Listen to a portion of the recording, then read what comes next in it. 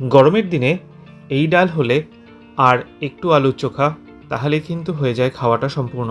আজকে সিম্পল একটা রেসিপি আপনাদের জন্য। নমস্কার, কুইজিনিয়া চ্যানেলের পক্ষ থেকে সকলকে জানাই সাদর আমন্ত্রণ। আমাদের সবার চ্যানেল কুইজিনিয়াকে সাবস্ক্রাইব করে পাশে থাকা বেল বাটন আর অল আইকন প্রেস করে রাখলেই সব নতুন ভিডিও নোটিফিকেশান আপলোড হওয়া মাত্র আপনাদের কাছে পৌঁছে যাবে। আজকে আমি নিয়ে এসেছি গরমকালের উপযুক্ত একটা টক ডালের রেসিপি, যেটা হয়তো সবার বাড়িতেই হয়, তাও নতুন যারা রান্না করতে শিখছেন আজকের রেসিপি তাদের জন্য। আর যারা রান্না করতে জানেন তাদেরও একবার দেখে নিতে অনুরোধ করছি। এই দারুণ স্বাদের টক ডালের রেসিপিটা অতি অবশ্যই বাড়িতে একবার ট্রাই করে দেখুন কেমন লাগে। ভালো লাগলে লাইক কমেন্ট শেয়ার করতে ভুলবেন না যেন। নতুন বন্ধুদেরকে চ্যানেলে স্বাগত জানিয়ে আর পুরনো বন্ধুদেরকে পাশে থাকার জন্য ধন্যবাদ জানিয়ে শুরু করছি আজকের এই রেসিপিটি। আমি এখানে একটা বাটিতে নিয়ে নিয়েছি 1 কাপ পরিমাণ মটর ডাল। এটাতে আমরা টক ডাল বানাবো। মটর ডালটাকে 3 থেকে 4 বার পরিষ্কার করে জল দিয়ে ধুয়ে নিয়েছি।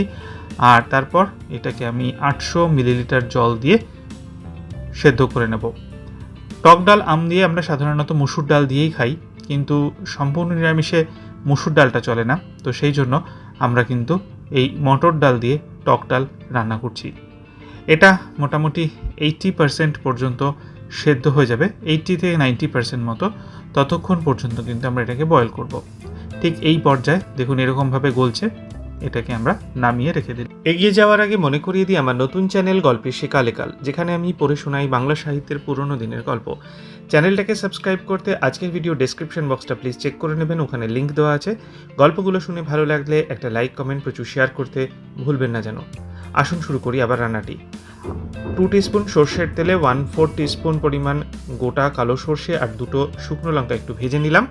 আর তারপরে তাতে দিয়ে দিলাম 100 গ্রাম পরিমাণ কাঁচা আম। আমটাকে আমরা ছোট ছোট টুকরো করে কেটে নিয়েছি।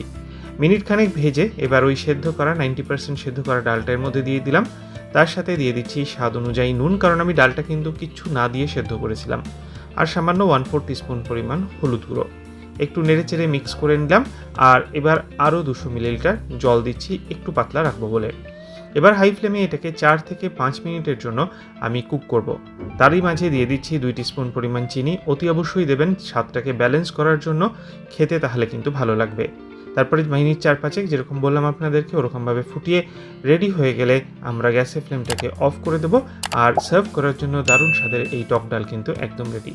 খুবই সিম্পল, খুবই তাড়াতাড়ি হয়ে যায় এরকম একটা রেসিপি আজকে আপনাদের দেখালাম। ভালো লাগলে লাইক শেয়ার করতে ভুলবেন না যেন। যারা এখনও চ্যানেল কুইজিনিয়াকে সাবস্ক্রাইব করেননি, অনুরোধ করব চ্যানেলটাকে সাবস্ক্রাইব করে এই পরিবারের সদস্য হয়ে যাওয়ার জন্য।